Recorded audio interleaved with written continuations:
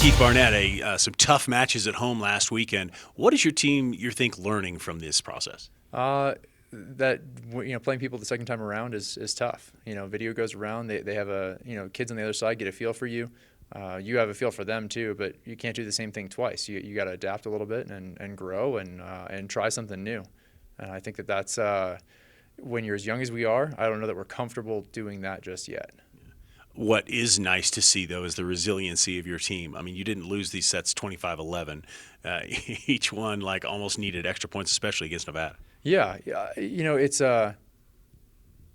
growth is a good thing, and you can see it.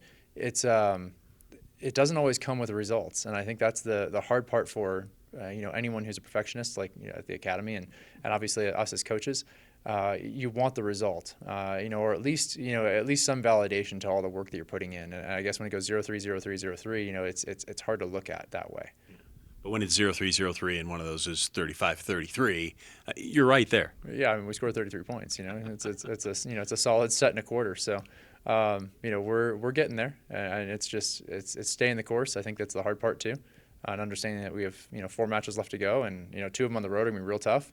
And then 2 at home are real tough. So there's always a little silver lining with the home matches, though, in that it's comfortable, and we're on the Terraflex and doing great things. So we'll see what happens. Yeah. Off to California first, San Diego State and Fresno. What is it about the second time around? Does that help your team too? I know your coaching staff, you guys look at film all the time. Does it help you playing them a second time and your players as well?